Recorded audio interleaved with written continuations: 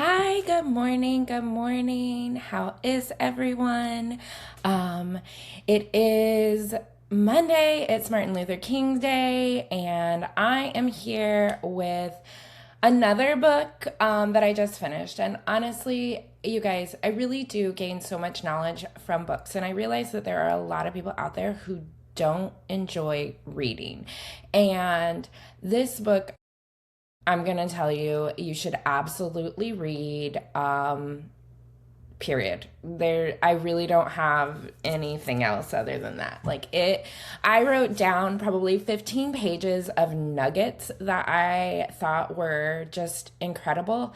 And I probably left another 13 pages in the pages because I was just like, I really want to share things, but I also think that there is something so profound about you reading it yourself because you're going to get it differently than I did. And you're going to understand what they said differently because you're at a different path than I am in your life.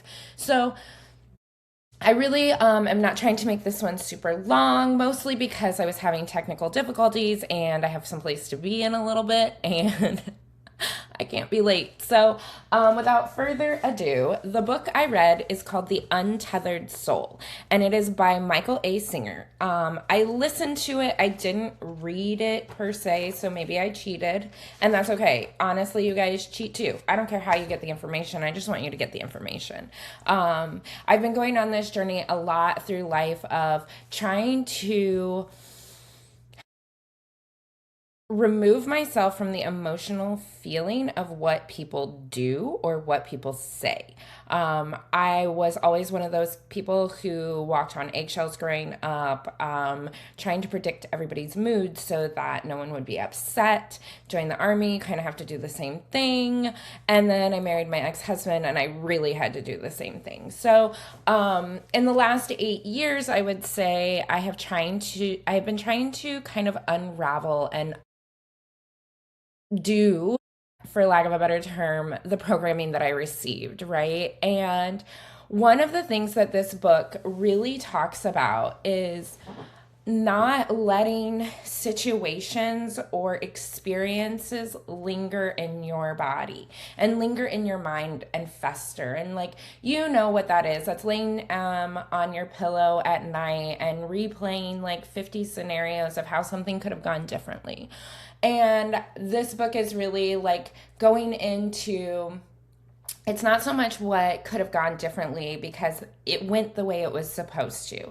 And the sooner that we allow things to just be what they are supposed to be instead of trying to control what we believe they're supposed to be, the sooner we get to freedom, we get to happiness, we get to joy, right? And one of my favorite things in life is to bring people back to joy, is to refocus, is to bring people out of the negative. And I get it. The negative is so easy. And I catch myself there so much, or I used to a lot. I used to catch myself there a lot. Like I would just text people just to complain.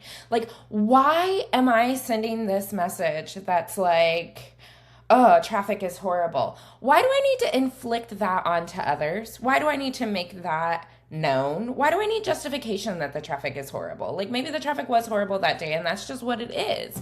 Or one that I used to do is I would complain about like my partner or my kids or my other friends to other friends. Not in like such a bad way, but just you know what? Sometimes it was me complaining about their negativity and I am no better because I'm complaining about them complaining. And what good does that do any of us? So I've really been, especially since I finished this book, trying to put this stuff into play of not complaining. Like just feel it. You don't need to inflict your complaints on anybody else. No one else needs your bullshit. Like truthfully. No, and quite frankly, we are all at a capacity that we really can't handle it either, right? Like if you tell me, oh, my day's awful. Well, why you want to give me that? Why are you texting me that your day is awful? You want to make my day awful too? And that's really kind of the shift that I've had recently. Another one is just allowing things to just be. Like a big, I would say a big like theme throughout this book was you can't control anything. You just can't. You can control how you respond to things, but you can't control how things happen to you or how they happen to others. And we are constantly living in that I can control things. And what you're doing is you're just operating from a space of fear, right? The only reason we try to control is because we are afraid. And I am very guilty of this. So listen, pot, meet, kettle, okay? Whoop, whoop. But we're going to do better. This year we're going to do better. That's the goal, right? Is to acknowledge that, yeah, these are things that I have done, or these are things that I struggle with, and I want to be better at them. I want to be better at not controlling, or yeah, just not controlling things. Or like when my partner gets upset about something, that is something that is them. That is their feelings. I don't have to control those feelings. I don't have to walk on eggshells because they're upset, and vice versa. I would not want them to walk on eggshells because I'm upset. It's a me thing. I'm upset. There's something going on in here that I need to work on. But I don't want other people to feel as though they have to behave a certain way to control the situation so that they don't feel affected by it. I don't know if that makes sense, but that's really that's kind of what I have received from it, is just like you have to let go of the control that you think you have, because you actually don't have any. The only control you have is how you respond to situations or how you behave in situations. And while that's a lot, right? That gives you a very big opportunity, because controlling yourself is hard. Like controlling how you respond to things, controlling how you receive things, controlling if you're going to take it personal or not, right? That's a lot of energy that you're using for things that you can actually control. But when it comes to controlling things that are far beyond your control, you're just wasting energy. Basically, you're just using up energy for shits and giggles, basically, because it doesn't do anything except for waste your energy. So I'm going to get right into it. I'm going to give you all the nuggets that I received. I'm going to go through them pretty quickly. This is the Cliff Notes version of The Untethered Soul. This is if you just are like, you know what, I am absolutely not going to read this book, but I do want some nuggets. This is for you. Or if you're like, you know what, after all these nuggets, I want to read the book. I want to hear about your experience with the book. I want to hear about how did it change you? How did it make you think differently? Because I will say, like, even just from finishing the book, it's like my body received the information and my brain, she's still processing it, but my body is already like responding to the information. It's changing how it absorbs things. It's changing how it perceives things. And in this book, it was really cool because the guy, Michael, he just kept saying, like, your brain is not, it's pretend. Like, you can tell it whatever you want, and it will believe whatever you want. So there you go, right? Sky's the limit. What do you want to tell your brain? What do you want it to believe? What do you want yourself to believe about this life? Do you want yourself to believe that it is all negative and every day is just, there's something bad about every day? Well, yeah, there is, dude. There totally fucking is. But like, are you going to cling to that bad, or are you going to check out the great things that are out there? Are you going to acknowledge that the sunsets are beautiful? Are you going to acknowledge that it smells beautiful outside, that the birds are singing, that, you know, the wind rushes? What are you focusing on? Because where you put your focus, that's what you consume, right? And I do have friends that, like, it's always negative when we talk. It's always like just woe s me. And bro, that is where it's always going to be that way for you until you change your mind, until you decide differently, until you want to be a positive person, until you want to forget the negative, until you want to just enjoy the present and what the good is in life. So, okay, now enough rambles. Here we go. All right. So, your energy doesn't get old, it gets blocked. So we think, oh, well, I'm just getting old. I'm just getting this. No, you just decide that you're blocking your chakras. You're blocking your blessings here because you've clung to a false pretense that when you hit a certain age, you get old. Weird. Be open no matter what be open no matter what. Practice being open when you see people. You are only limited by love. Or no. Ha. I should be able to read my own handwriting, but I write it in the gym, so your girl. I swear. You're only limited by being closed. So if you keep your heart chakra closed, you're done skis. Open it up. Feel love for people. Even if you don't know them, like feel love for them. Don't allow the outside world to close you. So don't allow what you see in this reality to close you. By closing, you're defining your limits. Allow energy and emotions to pass through you. Take things in, allow them to pass through you, then let them go. Society considers psychological sensitivities normal, and they are not. When you close down to protect yourself, you are shutting down your energy centers. You're protecting your ego, and that is way out of balance because we all know the ego is BS, right? If you protect yourself, you will never be free. That's a good one, right? Like if you protect yourself from fears, from experiences, from love, from whatever, you are never going to be free. If you do things to avoid pain, pain is running your life. When someone says something you don't like and you want to defend, this is when you need to stop defending and grow. You're just trying to defend your ego. The more you let go of the emotion, the more centered you are. Do not judge yourself when you have a negative thought. Just let it go. Only you can control your freedom. Let go of little things. Play with letting things go. So what that means is like, when you get into a situation, instead of clinging to it, just practice letting it go. See what happens. What's the worst that's going to happen? You're going to be fearful. You already are. When the energy shifts, let go. The mind isn't right. Play a game and try relaxing it. See what you can do when you feel your energy shift and you're starting to get that fire in your chest and you're like, oh, I need to defend myself. See what happens if you don't.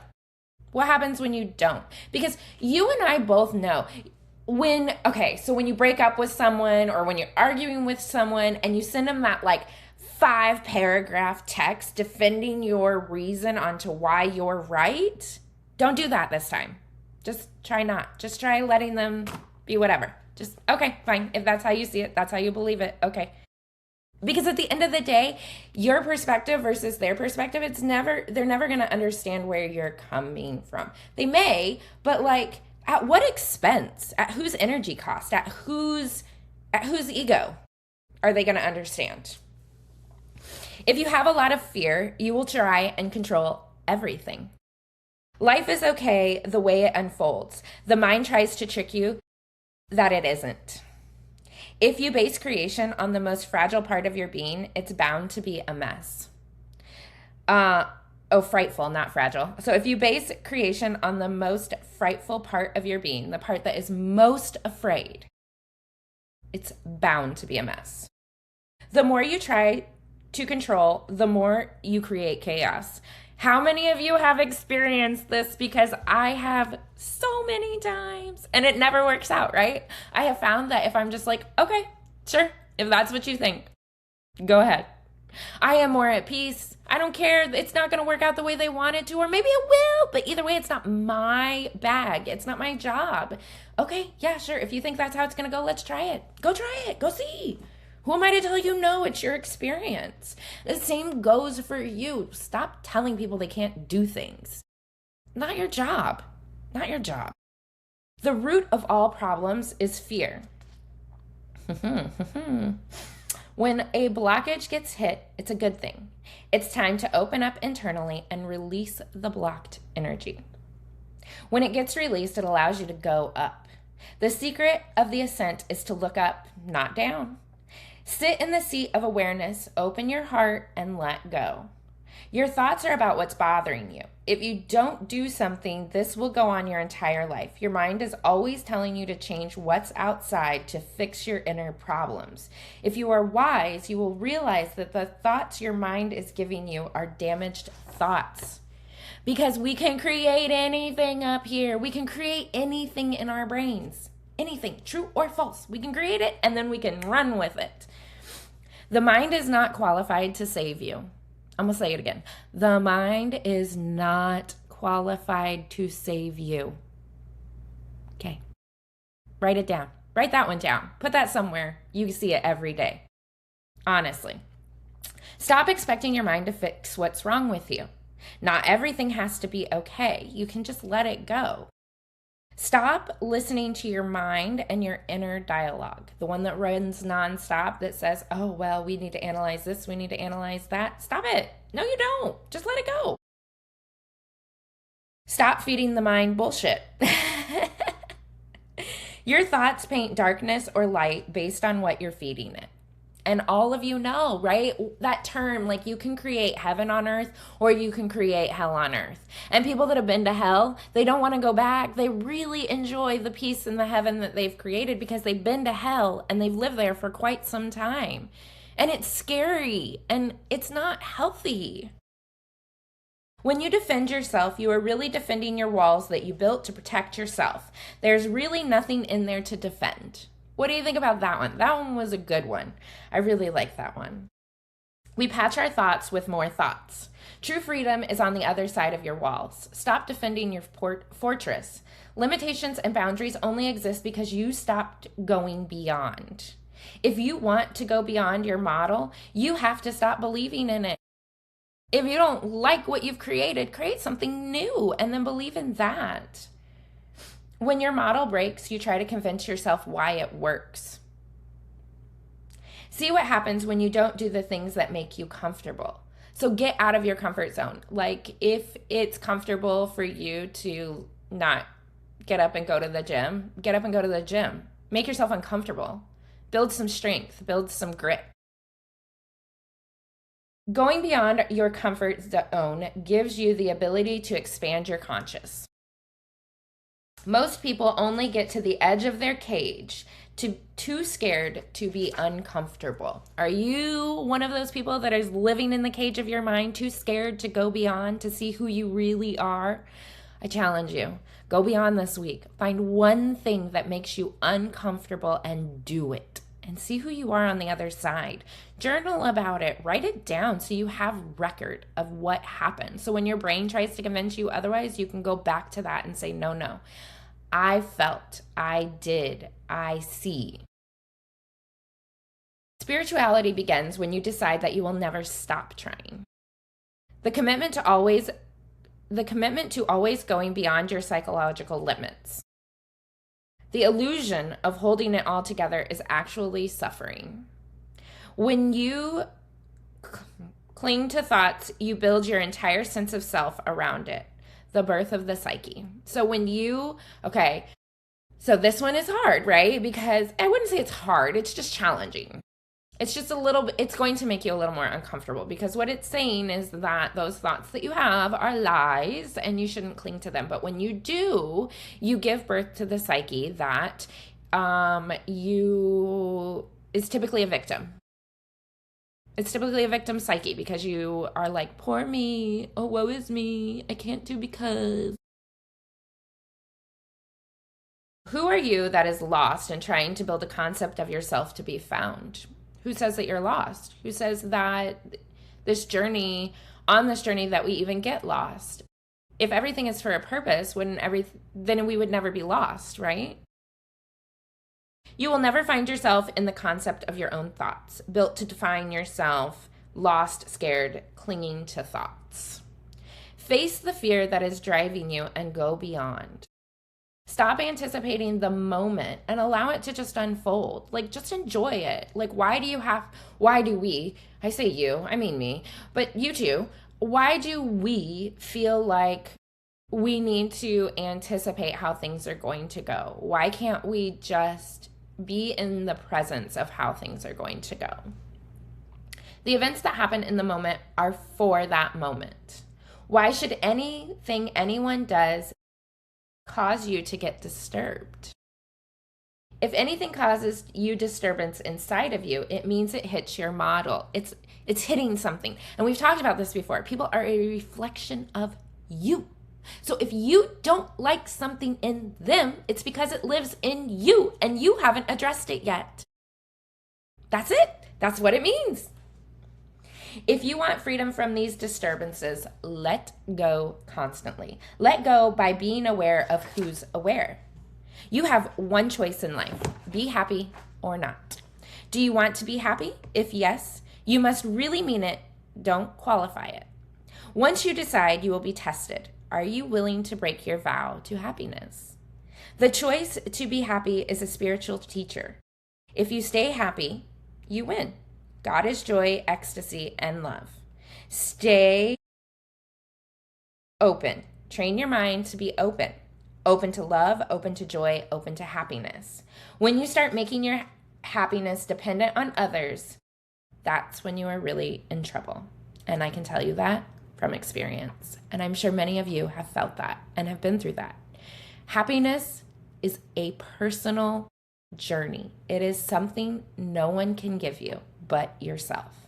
People can add to your happiness, but they cannot make you happy. And if you are dependent on someone else making you happy, you have to do the work. You have limited time in your life. We will never get this time back. You have to choose. Do you want to be happy or do you want to be miserable? Let go of yourself so you can be happy. If you want to be close to God, be happy. Stress only happens when you resist life's events. What good is it to resist something that has already taken place? Willpower stops the energy transfer from your body to your mind to let go. How much energy has been wasted on an event that has already passed? You're struggling with yourself, not the event. It's not the event. It's what you did in the event. Let it go. It is over. It's something that I have to work on every day. Let it go. It's over. There's nothing I can change. I can't do anything different yesterday. I can only do something different today. That's it. I can't even do anything different tomorrow because I don't know what tomorrow's going to be. How much energy is wasted on what might happen? Since most things won't happen, you're just blowing your energy away with like what ifs, right? I'm guilty. I lay in bed thinking about what ifs. What if? Oh my God, what if? Have any of those what ifs ever happened? Are any of them true? Or are they all just like these weird dystopian made up images in your brain because you need some stress and dopamine in your life? You can get addicted to stress just as like you can get addicted to anything else. When you resist, the energy gets trapped in your psyche. Allow each moment to pass through you. The event isn't the stress, it's your resistance to life's events. You have to watch the voice that happens when you feel like resisting. There's usually nothing to deal with but fears and desires. What would happen if your focus was only on the events taking place? Use life to let go of your resistance. Relationships are not really that difficult if you aren't judging them based on your blockages. How often are we doing this, guys? I'm guilty. Shit, I will always admit I'm just as guilty. But really, I'm trying to just not let it. Like, it's not my journey. Their life, not my journey. Their experiences, not my experiences. Their decisions, not my decisions. Whatever you think is right, that's what you should do. Stop asking people because people are going to tell you some shit from their limiting beliefs. And how is that fair to you? It's not. It's just not. Relax through the resistance. Keep your heart open. It's a life's work. The gift is the events between birth and death. Anytime you are having trouble with something, think about death. How would you feel if you were to die tonight? How would you change your life? How would you treat people? What burdens would you stop carrying? Reflect how you would live your last week. Are you living your life fully? Live life fully. Stop holding on to things. You don't have to change your life. You just have to change how you're living it. Enjoy the little things. Be fully present without being afraid of what happens in that moment. Release the part of you that is afraid of living. What if you never saw your friend again? Would you be more persistent? How precious would life be if it never ended? Death is giving meaning to your life. You're the one who throws your life away, right? Isn't just genius? Death makes you pay attention to life. Let each moment fill you completely. Life belongs to death. You should have a healthy relationship with death. Appreciate the moments you are given. Everything has extremes. You can't stay there for long. You have to stay in the yin and yang. Like the yin and yang are the two extremes, but there's a sweet spot in the middle, and that's where you want to live most of the time. If you have too much of one extreme or another, it will pull you off balance. The Tao is the middle ground, the center. Everything has a balance point. The energy of the Tao is energy wasted, swinging to the opposites. Easier to deal with the body when it's balanced. All your energy is used when you live in the extremes. Stop the swinging by letting go. Don't participate in the extremes. The energy will then find its own way to the center. In the Tao, it makes it easier to stay balanced and present. You must reach a point when balance is a must and everything else fades away. Find a balance in the center. That is where you find harmony. Deep within us, there is a direct connection with the divine. You can know God based on the transformation inside of you. If you let go of the lower vibrations, you drift upward, away from anger, fear, and resentment, and react to those less and less. You feel love no matter what. Spirit always feels good and love. Release the personal self. Spirit is a state. The spirit you're experiencing is the doorway to good. Or I think that's supposed to be God, but I put good. Either way, right? One can merge with God via universal consciousness, feel love for everything and everyone. It would stop you from judging. Knowing God must come from within. Some know the divine force is a reality. No judging, just feel more love.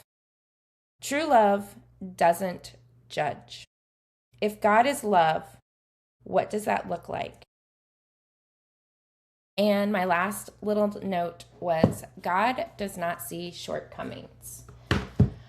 Often I think that, especially with religion, we can get very confused because not typically, but some, I would say like half the people inside of a church will judge you. Half of them may not, but I guarantee you half of them will. And it's hard to understand God's love from that perspective when you see people judging other people. It kind of puts a sour taste in your mouth. And yes, we are We are human, and sometimes we do judge a lot. Some people more than others.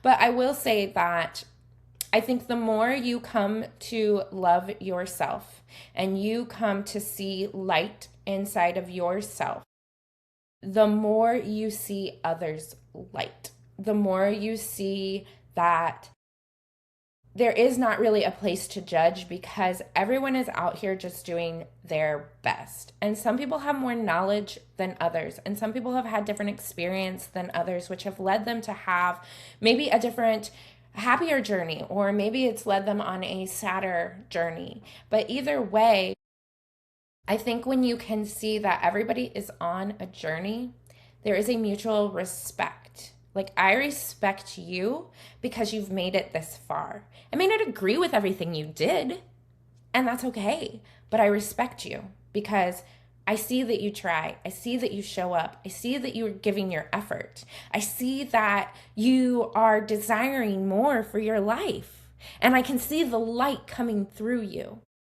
It may not be bursting at the seams yet, but I can see it coming through you. And I think that once you see the light in yourself, you see it in other people. I sometimes get people in my chair that are just like, oh, the world just, people are just crazy. And I'm like, well, people aren't crazy. I said, people are doing their best. I said, and sometimes their best that day is 5%. Sometimes their best is 100%. Sometimes it's 150%. And we meet people on different walks and on different paths and on different days. And they could be someone completely different than they were the day before. But it's not my place and it's not your place to ever judge anyone because you don't want anyone judging you.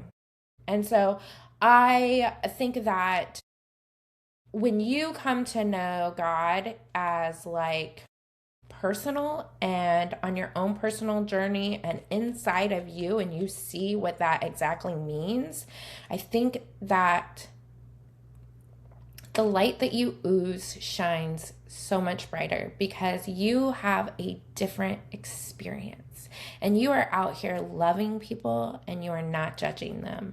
And I try really hard not to judge people. I try really hard because I can't say anything about them and their journey because I didn't live it. Same goes for you. I didn't live your journey, but I'm really proud of you for showing up and listening to my podcast and wanting to be better on this journey and to love yourself enough to show up for yourself and to love yourself enough to grow as a person. And I think that that is really commendable. And I'm very proud of you. And if no one else tells you this week, I see you. And I know that you're doing great things. And I think that you're incredible. And I think you're powerful. And I think you can do anything you put your mind to. And I think with these little nuggets, you can go even further, even more beyond what you already are. And if these nuggets really hit some chords inside of you, I highly recommend that you read this book because it is powerful. And I feel like I left so many important things off of my notes, but I'd write the whole book down if I took notes the way I wanted to. I wouldn't have left anything out. I would have just been sitting here reading you guys the book. And maybe that's what I'm supposed to do. I don't know. But I will tell you, I've got 2 more books in the works right now that I am reading. Both of them are by Mitch Albom. He was a sports writer, but then kind of turned more of a, I would say, spiritual/Christian writer, more on the spiritual side. But I have Tuesdays with Maury, and I have The Stranger in the Boat. So I'm going to read both of those. I'm going to write notes, and then I'm going to give you guys the cliff notes again because I'm telling you, I really do believe books are the way to enlightenment, their way to learning more. I love stories. It's one of my gifts in my human design is storyteller, and I absolutely love it because we can learn so much from other people's experiences and take some of those nuggets to tuck in our tool belt so that we can use them during ours. It's not saying, hey, do it my way. It's, this is the way I did it, and I believe that there is value in some of my experience. So that's what I'm going to do, at least for January. It's a kick off your goals, and maybe some of you are wintering and going inward, and this is a beautiful way to go inward. And, maybe you're taking your goals slower this year since we do have, 12 freaking months. We got plenty of time to make it happen, right? So, this is just month one. Month one, we're setting the foundation. We're discovering who we are. We're putting some things into practice, and, we're allowing seeds to cultivate for the spring. So I love you guys. I appreciate you so much for showing up, for listening to me. Thanks, Ireland. Y'all are my top listeners. I appreciate you. Mucho grande. I hope that your weather is beautiful. Those cliffs are powerful. I just imagine being there. But I do appreciate all my listeners. If you think this is valuable information for somebody else who maybe needs the cliff notes, please share, please help me impact more women, help me impact our community so that we can make it so good, because that's what we deserve, right? We deserve people who give us knowledge, who cheer for us, who believe in us, and I believe in all of you. So much love. Have a beautiful day. I hope you do something that makes you feel alive and be present.